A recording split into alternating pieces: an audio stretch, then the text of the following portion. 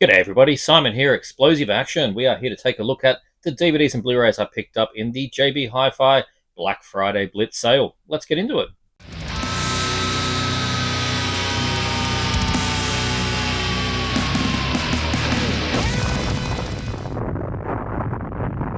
A reminder as always, this video, like all others, went to channel members first. You can join the channel for early access to videos such as these for 99 cents a month.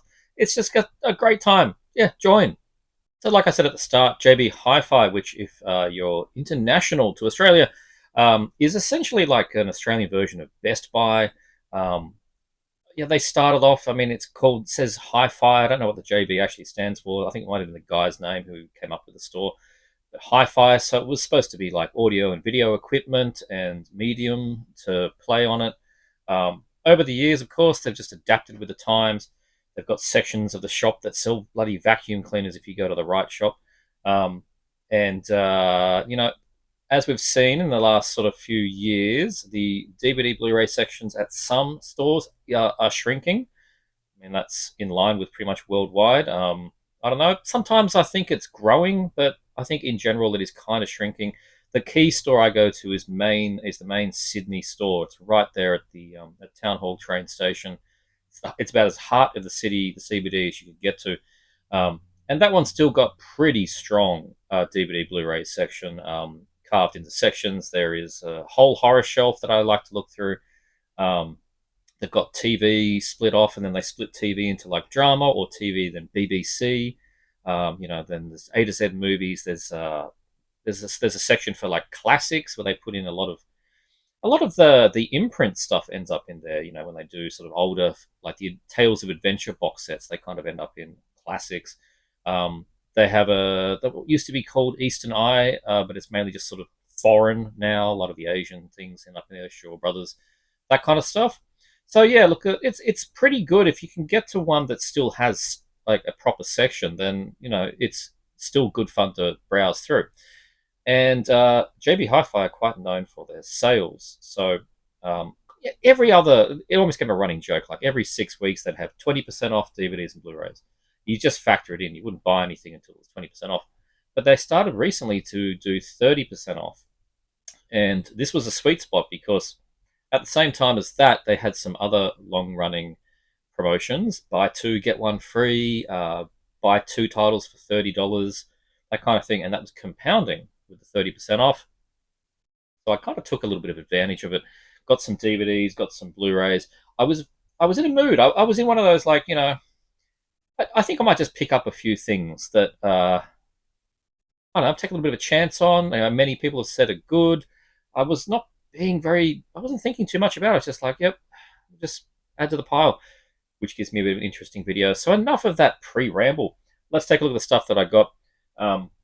First up, the DVDs. I picked up Jack in the Box Rises, which is the third in the series of the Jack in the Box films. Just a modern, cheap kind of slasher thing. Stronger, Faster, Deadlier. Are you ready to play? When an American teenager is sent to a UK girls' boarding school, it doesn't take long for her new classmates to realize she's been sent there to find a mysterious vintage Jack in the Box. Very Hellraiser, right? Hidden on the school grounds. After finding the box and opening it, 6 brave students soon enter a fight for survival against a demon unleashed from within. Will they make it out of this secluded school alive, or will the demon claim the victims it requires to remain alive? So it's like a Jinn or Pinhead kind of thing. And there he is right there. It's fairly obvious. I haven't seen the second one yet. The first one I thought was just a bit of fun. Like sometimes these things are just a bit of fun. Just kind of modern, cheap, but not low, like super low budget. Got a budget, probably a few mil or something. And they're just fun. I've enjoyed the first one in the series. And I like to support this label, Australian label, Eagle Entertainment. They rarely do Blu-rays, if at all, these days. They just pretty much stick to DVDs, but they just churn out. They take so many chances on things like this, which they're almost like Walmart fodder kind of DVDs, right? Which I don't think anyone else in Australia is bothering with this kind of stuff anymore. Eagle Entertainment's pretty much it. So I do like to support them, and they're never expensive. So when they're on special, even better. Jack in the Box Rises, and I picked up these two. Very similar, I guess, thought behind the Jack in the Box. We have The Jester, Now You See Me, Now You Die, and then the new one, which has just came out, was The Jester 2, You can't cheat death twice. I don't look. I know nothing about them. I just thought the covers were kind of interesting. They're on Eagle again. I was getting the Jack in the Box vibes. We'll read from the first one.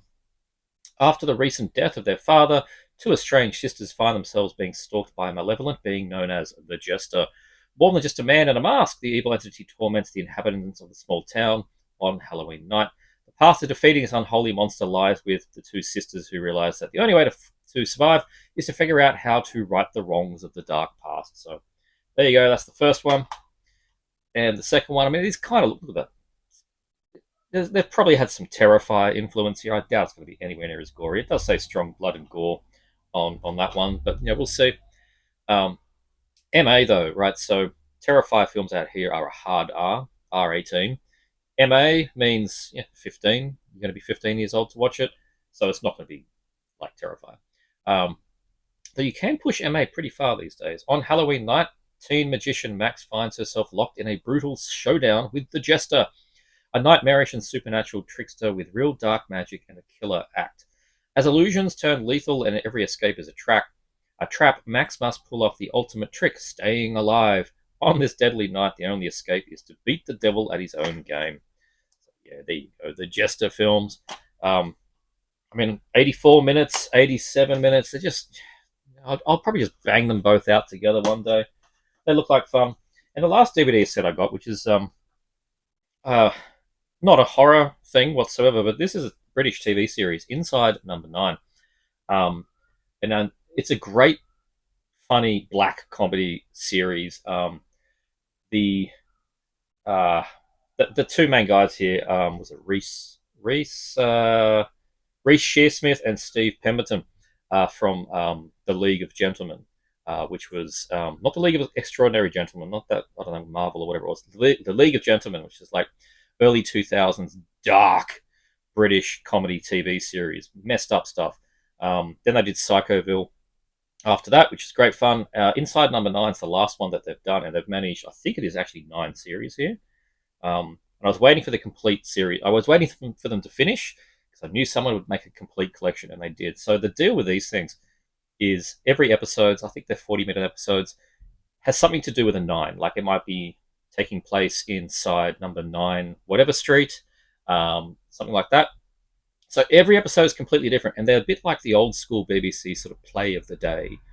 There's nothing that connects any of these stories. They're just independent stories. They're usually very fantasy or dark comedy or sometimes a bit of horror.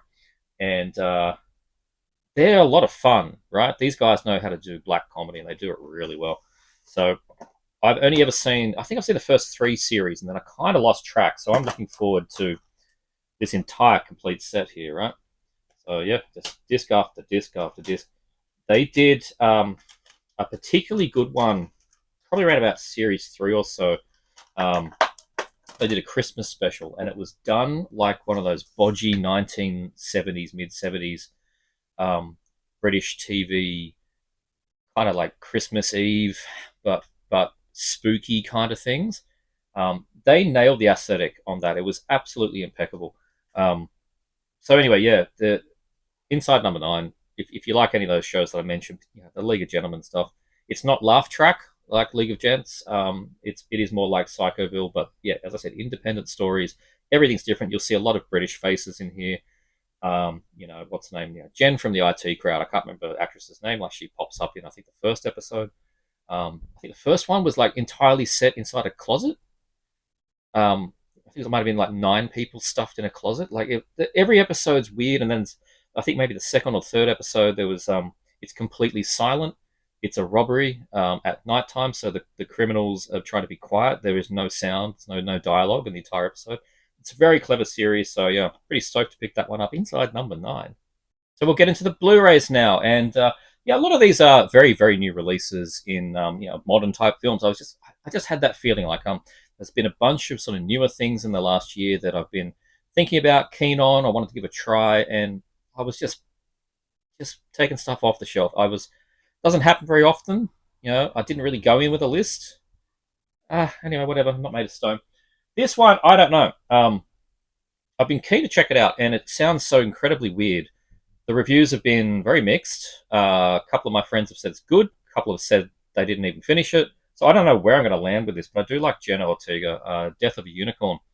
Um, it's supposed to be like a fantasy horror comedy. I don't really know what's going on with this one.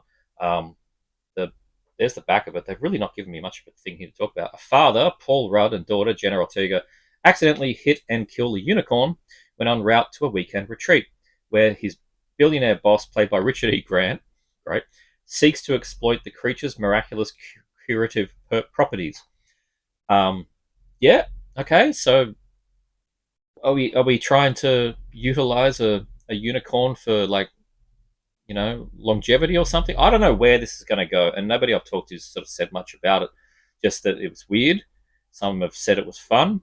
Some have said they couldn't finish it. It's an A24. It's listed here as comedy horror, 107 minutes, so it's not going to like burn my brain out being a A24 280-minute thing. The concept was just so intriguing, and like I said, I like Jenna. I mean, I just burnt through the Wednesday season 2, and I've got a bit of a interest just to see some more Jenna things. And who the hell's Paul Rudd? I don't know which one he is here. Not a name I recognize, Paul Rudd, but anyway, from Ant-Man and Avengers. Well, no wonder I don't know him. Will Poulter from The Maze Runner. He's in Guardians of the Galaxy Volume 3. Richard E. Grant, heaps of good stuff. He's been around forever. And Tia Leone from Deep Impact. There you go. Great stuff. Death of a Unicorn. I don't know if you've seen it. Give me your thoughts. If it's any good. I picked up Smile 2. I quite like the first one. I actually rewatched it just 2 days ago. It's kind of I don't know where you go with Smile. It's kind of got a Ring vibe to it, passing along this curse.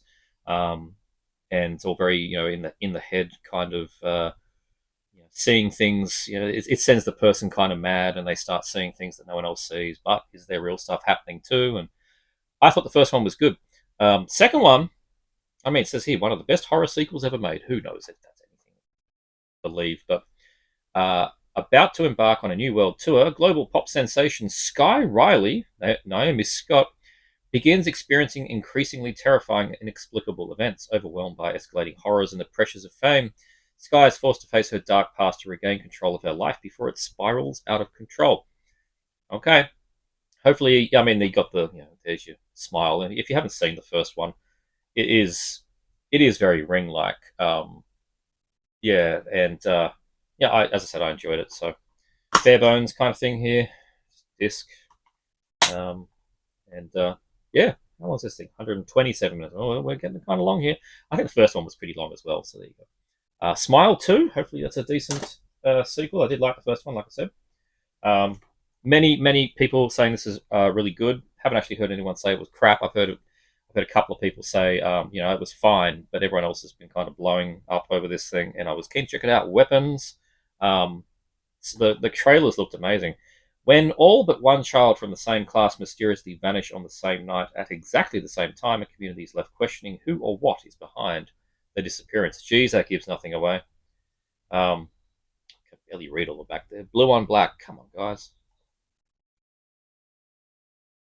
Like, that's... Anyway. Yep, special features and stuff.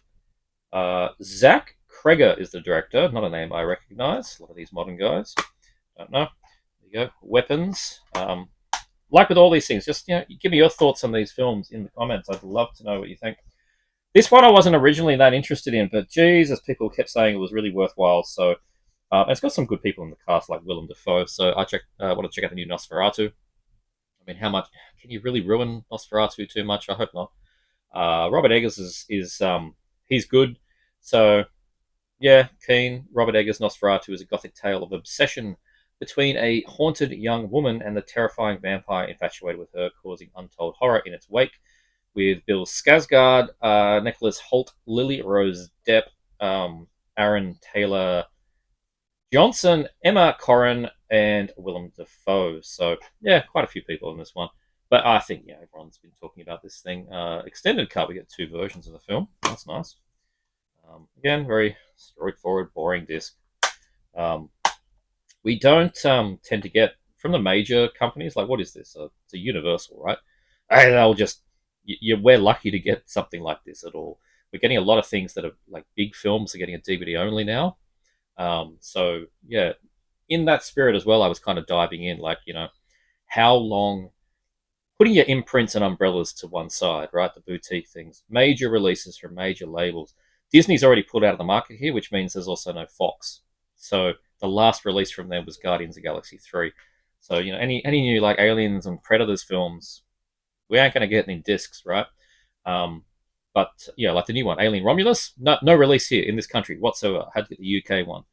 It's kind of mad. Maybe they'll change their mind one day because Disney streaming's doing really shit. But anyway, whatever. So I'm just kind of trying to still support the local Blu-ray market if we get Blu-rays. And yeah, I mean Nosferatu, it's big enough that we should have got one, and we got one. So 132 minutes, another longish one. Extended version is 136, so we added 4 minutes there. And yeah, see what Nosferatu is all about. As I said, many have told me good things. This one, I watched this when it came out. I'm a real sucker for this series. I hope they keep going. I just think they're an absolute hoot. Megan 2.0. So the first one was, your child's play kind of horror thing. Instead of a doll, it was sort of a robot AI kind of thing. Goes mad. You knew what it was going to do. Like you didn't. As soon as you saw the poster or you saw 3 seconds of the trailer, you knew the plot. They changed it up with Megan 2. They did a Terminator 2. They made her the good one. There's an even worse robot flying around. But then they reduced the horror and went for the action and ridiculous over-the-top stuff. I thought it was a whale of a time. People were complaining about it, like, oh, the horror's gone. There's a little bit of it still there. And this unrated edition, I'm hoping, adds maybe some splatter. Strong injury detail, that's good enough. But I think this thing is pretty fun. This series is fun, and she's really catty in this thing. So, yeah. Your killer bestie is back when an autonomous android engineered to be the ultimate weapon threatens Megan's beloved Katie, the daughter she was paired with from the first film. Megan convinces her creator, Gemma, the scientist that created her, yes, to give her a glow-up that makes the original AI diva even deadlier. I don't like this write-up. Armed with new upgrades and the same iconic attitude, it's like times 10. Like, it's just line after line after line. But very deadpan, very dry.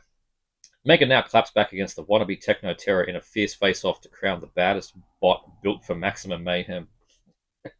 Like, I'm in for this, and like I kind of hope this series, like, we get a 3 and a 4 or a 5 or whatever, and it starts. I'm hoping this goes like down the new image path where they're just these cheap things with killer robots. Like, I kind of want to see this series devolve, and just be fun and ridiculous. Yeah, Megan 2.0. I enjoyed it, and I want to see the unrated cut. I am a Statham fan, a working man. His last one, Beekeeper, was really good. Sort of basically John Wick, but we just replaced whatever that I can't remember what that ethos was in that film. They replaced all that with beekeepers. Here we have a working man, which looks pretty much more straight up action. He's got a mallet here. Human traffickers beware. I mean, how many plots? Van Damme's done at least 2 of them. Levon Cade, left behind a decorated military career in Black Ops, of course, to live a simpler life working construction. When his boss's daughter, who is like family to him, is taken by human traffickers, his search to bring her home uncovers a world of corruption far greater than he could ever imagine. It's like 87 films right there. Bit of Taken chucked in there. I mean, I'm going to like it. It's practically guaranteed. Statham just doing Statham, like he's just that face, that face, that face. I'm in, man. I'm in for a penny, in for a pound. Yep. I don't know if there's even any features on this thing. Doesn't look like it. Who cares? Amazon MGM Studios. Okay, I must have paid attention. No, that makes sense. Amazon MGM. They bought them out, right? How weird is this world we live in now, where Amazon buys out MGM? What a strange universe we're living in. Anyway, a working man. Looking forward to that. I'm sure it'll be good. Want to check out Ballerina, which is the John Wick spin-off. Heard it's pretty good. It's not as good as John Wick, of course, but we do get a bit of John Wick in here. Keen to check it out, basically. I doubt I'm going to hate it. The next chapter from the world of John Wick follows Eve Macaro, Ana de Armas, who is beginning her training in the assassin traditions of the Ruska Roma. Eve seeks revenge for her father's death, finds herself crossing paths with John Wick himself. Also starring Angelica Houston. There you go. Lance Reddick with Ian McShane and Keanu Reeves. I imagine he's in there for a few minutes. But you never know. He could be in there for a long time. About 2 hours long. It's got a making of, the art of action, and yeah, see what it's like. Ballerina. There you go. Um, Intimate Grillos. Frank Grillo. This is another one of those. Like, I surprised we got a Blu-ray. We got a DVD for this thing. Little Dixie. Thought the cover was cool. He'll take his revenge. I know they took his daughter. He'll take his revenge. Frank Grillo and Eric Dane star in this action-packed revenge thriller. A deal goes wrong between a corrupt governor and a ruthless drug lord. Ex-Special Forces operative Doc, that's Grillo, is caught in the crosshairs. Now with his family in danger, Doc must take down the cartel and do whatever it takes to protect one good thing in his life, his young daughter, Little Dixie. It's just taken. I have no issue with that. Like, originality be damned. I just want to be entertained, right? An hour 45. This one. Any other names in here? Recognize? Not really. Don't recognize the director either. John Swab. Anyway, Little Dixie. Yeah, very basic disc. Get some. This is actually a Viavision. This is Viavision, who is the parent company of Imprint. If you didn't know, so there you go, Little Dixie. Okay, some older films, but reasonably new releases. This one's actually been out for a while, so much so I've missed the slipcover, but I don't care. Hard Times with Charles Bronson. I only had this one on the old Umbrella DVD, and my shelf was looking, my Bronson shelf was looking lopsided with all these Blu-rays and 2 DVDs. I think I got one more left I need to try and nuke. But yeah, Hard Times. Okay.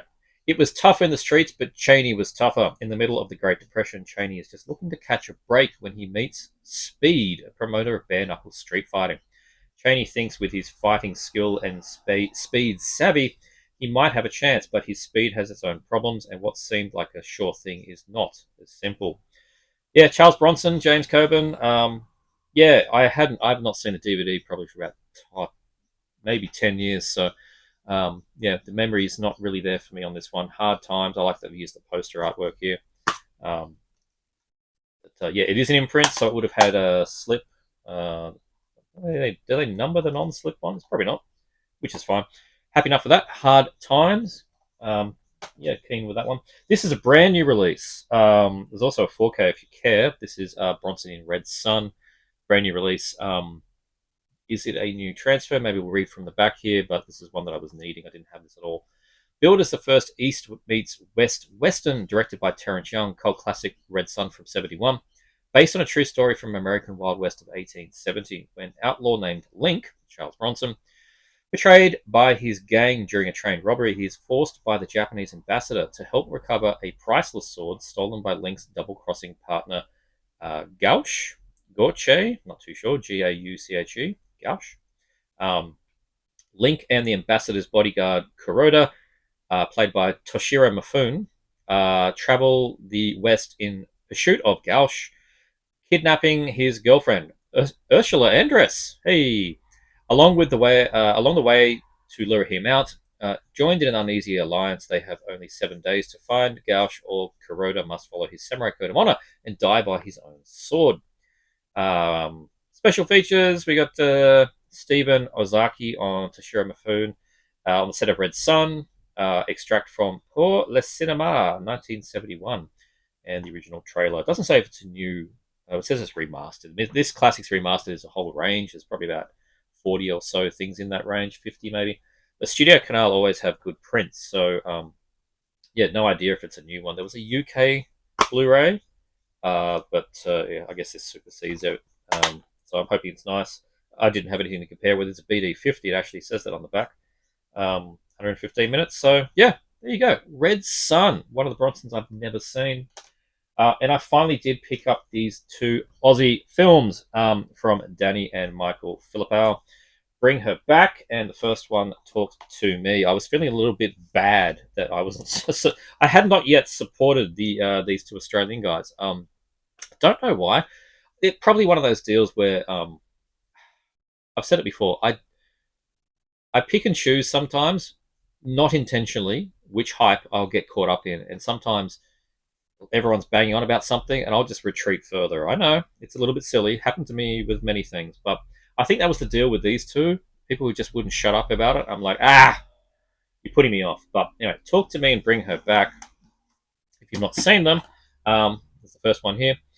When a group of friends discover how to conjure spirits using an embalmed hand, they become hooked on the new thrill, until one of them goes too far and opens the door to a spirit world, forcing them to choose who to trust, the dead or the living. Talk to Me is the debut feature film from brothers Danny and Michael Philippou. Global sensations behind Raka Raka, don't know that, and comes from the producers of the AACTA winning and Sundance selected film The Babadook. There you go, pardon me. I like The Babadook, but that's production, not direction. A24 release again. They must have got a bit of... that's pretty good for them to go straight from tiny film to A24. Yeah, keen to check it out finally. Umbrella release. I imagine there would have been a ridiculous box set as well, like Umbrella do, but just one of the original. The basic version, Bring Her Back. That's the newer one they've just put out. This one actually looks a little bit more interesting, I think. After a family tragedy, siblings Andy, Billy Barrett, and Piper, Sarah Wong, move in with their new foster mother, Laura, Sally Hawkins. Her strange behavior soon reveals a dark secret. Trapped in a house steeped in occult horror, they must confront their past to survive. From the Philippou brothers comes a chilling descent into madness. I wish they used the poster artwork I've seen elsewhere, which is sort of the girl's face, and it's all very she's looking up, and there's very symmetrical, lots of weird arty stuff going on. That would have been more impressive than this. This makes it look very spooky story of the week, but whatever. Again, A24 Stage 6 Films is also involved here. They did a lot of the Stage 6 did a lot of the old like Steven Seagal directed DVD things. I'm assuming it's the same Stage 6. Anyway,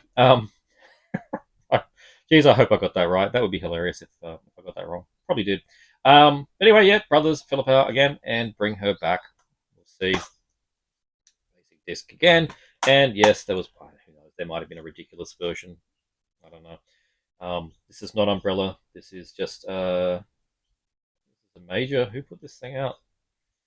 AID. Oh, that's a new distributor. AID is one of the new distributors. Has picked up a lot of these things now. Since one of the previous main distributors kind of went belly up. I think AID is fairly new and sort of handling distribution for many things. So there you go. But there you go. Bring Her Back. If you've seen either of these Aussie films, let me know your thoughts. And the last one here, I don't need to say anything about it, but it was a relatively new spanking edition, and I did want to have a bit of an improved set for this film. It's a fairly special film to me because I've very much grew up on this and I've seen it 50 plus times. Army of Darkness, right? The other two films are better, right? Evil Dead and Evil Dead 2. I say that now in hindsight, but man, I grew up with this. I thrashed this. It's a very, very good entry level horror thing for like an 11-year-old, 12-year-old. It's a very good introduction film. A lot of fun, a lot of slapstick. Bruce is on fire in this thing, and it's not all horror. It's got a lot of fantasy and just skeletons and things. But yeah, another Via Vision, not a imprint, but a Via Vision, and it is a slipcase, which is nice. I've always enjoyed this artwork. One of the many Anchor Bay DVDs had this artwork. I don't know. I do like the classic one, the sort of cheesy poster, surrounded by evil, low on gas, that one. But I've come to really enjoy this one. It's a little bit more serious, and it's just epic looking thing.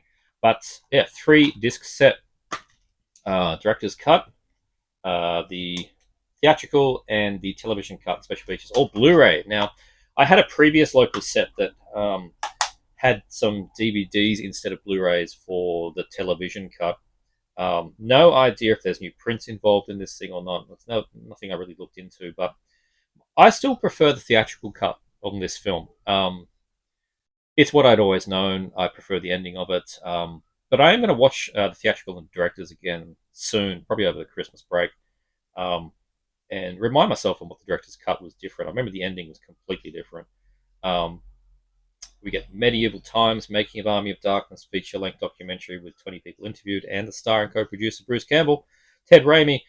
Bill Moseley, many, many more. A vintage featurette, behind the scenes vintage featurette. Men Behind the Army vintage featurette. So that Medieval Times looks like it might be new, which is good. Um, clips, alternate opening with optional audio commentary by Sam and Bruce. Deleted scenes, trailers, TV spots, video promo. Um, yeah, there you go. Army of Darkness in a fancy dancy 3-disc Blu-ray set.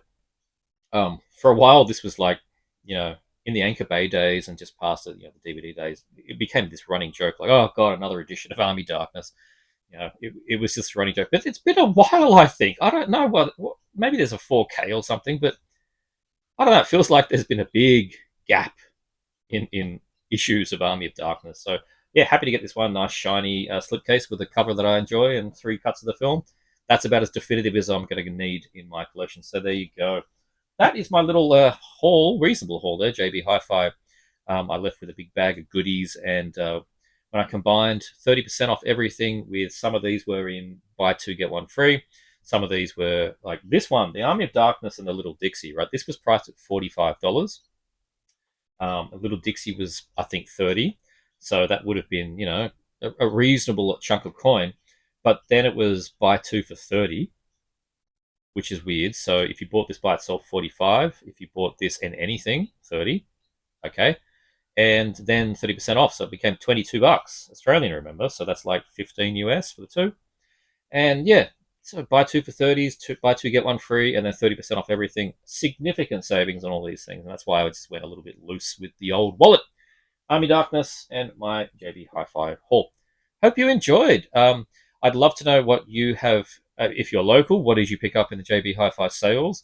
But if you're international, what are you hoping to pick up in the proper Black Friday sales? We got Severin having one, Vinegar Syndrome, everyone's doing it. Yeah, what are you hoping to pick up? Let me know in the comments. Really, really keen to hear. Might help me in my shopping. So, yeah, if you enjoyed, please like, subscribe, check out this guy, check out this guy, go watch a movie. See you next time.